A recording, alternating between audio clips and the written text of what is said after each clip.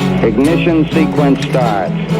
6, 5, 4, 3, 2, 1, 0. Liftoff. We have a liftoff.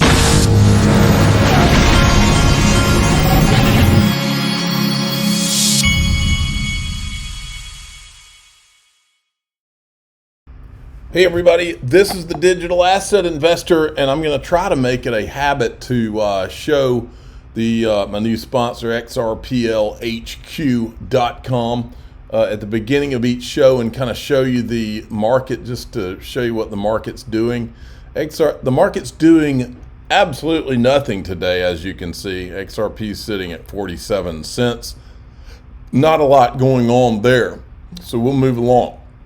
Now, this is interesting, and here something I haven't covered in a while, I don't think.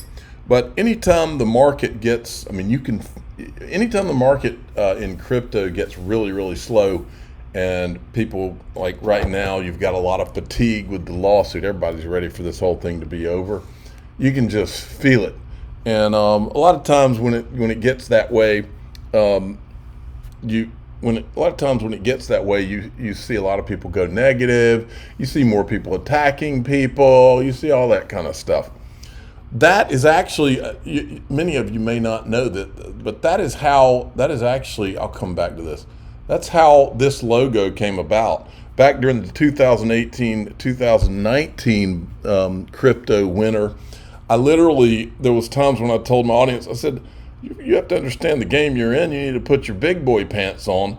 And then this guy designed, and I also drink cinnamon in my coffee. I drink cinnamon in my coffee occasionally. So this guy designs me a logo with big boy pants and coffee beans and cinnamon. And it stuck. I always just used it and never have changed it. So back to this. This makes a good point. Michael, remember the movie The Big Short? Michael Burry shorted housing in 2005. For 2 years, his investors called him an idiot and demanded their money back as he paid premiums to stay in his position. His fund lost 18% in a year that the S&P was up 10%. Burry fired half of his staff, fell into depression. Why couldn't his investors see the simple logic to his trade? Meanwhile, his bank counterparties gaslit him the whole way. When the bonds he bet against started to fail, they refused to fairly price his positions. That is, until they finally got in the trade. That's when the floodgates opened up. The Big Short finally paid off. When the logic behind the inevitable suddenly became undeniable, I can't help but notice the similarities in Bitcoin. Well, Bitcoin's not where I was wanting to make the point. Where I want to make the point is this. On the Link2 platform, who is one of my sponsors, they just added Glint today. I am a Glint shareholder myself officially.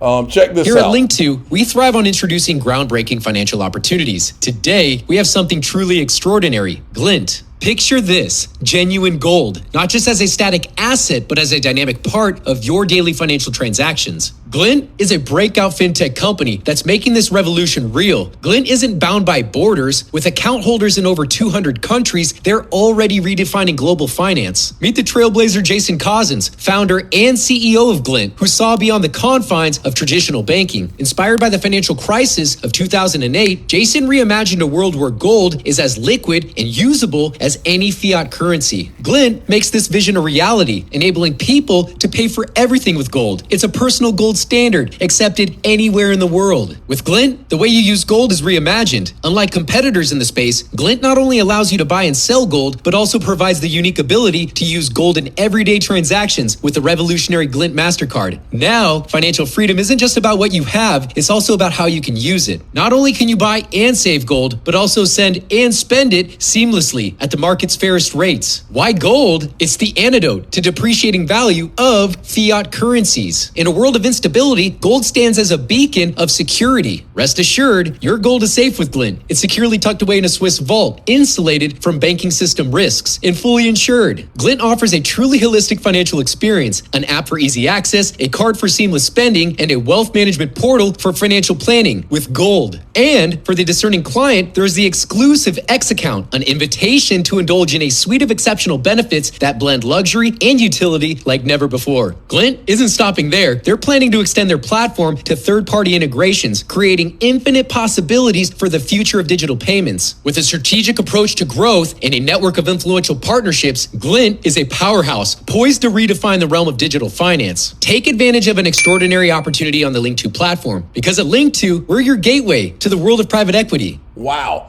That Ray Fuentes does an excellent job putting together those videos. So two things. You can go to Link2 that I think they've sold almost half of it right now. So I think there's still some up there. But you can go on to Link2, who's one of my sponsors. Both these links are in the top of the description. You can go if you want to look at that. Also, the link to Glint itself, if you wanted to go and check out Glint itself, I've got a coupon code there for you. Now, here's a rare exchange between David Schwartz, or not exchange, but David Schwartz commenting on a John Deaton tweet. John Deaton says, in short, although I and others believe that we would see a ruling before now, there are other cases and examples that have taken an equal amount of time. Judge Torres is likely aware of the magnitude of her decision, and David Schwartz says, I know waiting is annoying and we'd all love to have a ruling on summary judgment motions as soon as possible, but I wouldn't think anything was wrong, unusual, or strange until at least the end of September. So that's thoughts by David Schwartz. Then today, if you want to ask questions about all this, John Deaton's going to be doing his live stream on Crypto Law TV at 3 p.m. John is well aware that people out there are frustrated, I think. Then we've got this, and this is interesting because this is what was her name? I'm drawing a blank on her name. I'll pull it up. Let me see here. Her name she used to work for Ripple. She was running for office. Michelle Bond is what I'm trying to say. There's an article here. Federal prosecutors in Manhattan are investigating former FTX official executive Ryan Salami over possible violations of campaign finance law related to his girlfriend's congressional campaign last year, according to Wall Street Journal. Now, I looked at the article. It doesn't say she did anything wrong. It's just it has to do with a contribution to her campaign that he made. But anyway, that was interesting because she used to work at Ripple. Now, check this out. Top 4 banks have $205 billion in losses on their bond assets. The entire banking system has $2 trillion in bond asset losses. Bank runs can wipe out any banks within days. Plus, the Fed plans to keep raising rates, making these losses even bigger. Plus, we know that the FDIC was talking about doing bail-ins. Whatever you do, folks, I'm going to let you listen to this, but whatever you do, make sure that you don't have any money over the $250,000 insured limit in any one bank account. A new report from the FDIC says America's 4 biggest banks have a total of $205 billion in unrealized losses, in other words, hidden losses. The worst was at Bank of America, which the FDIC pegs at a $100 billion hidden hole in his books, while Wells and Morgan are both sporting $40 billion in losses, and Citibank is at 25. I've talked about these in previous videos, but banks have an outrageous legal privilege where they can choose to value their assets not at what they're worth, but at an imaginary price called held to maturity that dreams up what the price might be worth someday in the future. That's kind of the way Enron did accounting, just for your information. This is akin to losing money at the casino and telling your wife it's all there because you'll make it back next time. I imagine it might actually come as a surprise to many Americans that potentially hundreds of banks are insolvent, but for imaginary prices on their assets. But of course, regulators work for the banks, so banks get to pretend. Unless, that is, depositors get so nervous that they withdraw, which would force the banks to actually sell the imaginary assets at real-world prices. In case you were curious why Yellen, Biden, and Powell move heaven and earth to gaslight Americans into thinking banks are safe. This is exactly what took Silicon Valley Bank down in March, sparking the current bank crisis. In Silicon Valley's case, they started losing depositors because tech was hit, which meant they had to sell some of their imaginary bonds to cover the withdrawals, When they announced a $1.8 billion loss on those sales, depositors panicked and pulled ultimately a staggering 81% of deposits in just 2 days. This meant the bank had to sell substantially all of its imaginary assets, revealing their insolvency. In other words, the bank was insolvent long before the bank run. They were just allowed to hide it. By the way, that bank run was orders of magnitude faster than any modern bank run, which is why the Fed is exploring ways to lock depositors in, so you would have to go down with your failing bank. Mentioned that in a recent video. It's also why Janet Yellen and Jerome Powell are as nervous as cats in a room full of rocking chairs, desperately chanting that banks are 100% rock solid, good as gold, when in fact just 4 of them just admitted sitting on $205 billion of hidden losses. As for the other 4,000 banks in America, we can only imagine what losses lurk hidden in their books. A March paper from Stanford and Columbia did imagine estimating close to $2 trillion in unrealized losses in American banks, which incidentally would eat up, according to that same paper, roughly 91% of banks' capital buffer, suggesting the entire U.S. banking system is within 1% or 2% of insolvency. And that was March. A lot has happened between then and now. So what's next? Banks only show their books every quarter, and even then regulators let them hide, fudge, and manipulate. Anything to convince Americans they're sound, even if they are not. So expect quarterly flashes of chaos to drip out one by one, while panicked regulators keep up the rock-solid, good as gold talk until, inevitably, they flip to the age-old, nobody could have seen it coming. Okay, we'll be watching. Oh, man.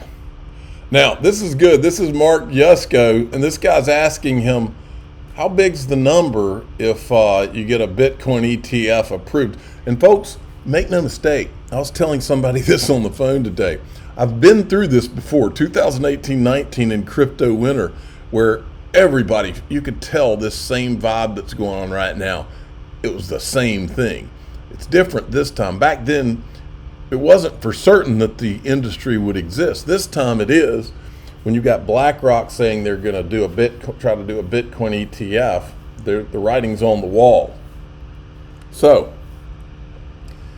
what he says here is important because it could happen on a dime. When they approve the Bitcoin ETF, it's going to be good for all of crypto, and it'll happen in a flash. Listen to what he says. If, let's just say, these spot Bitcoin ETF applications were approved, what does that do in terms of demand for spot for Bitcoin? Because that's something that I've been trying to get a sense of. I think it's a big number. Big. Like big. like Julia Roberts in Pretty Woman, big mistake. Huge. I mean, big. Yeah.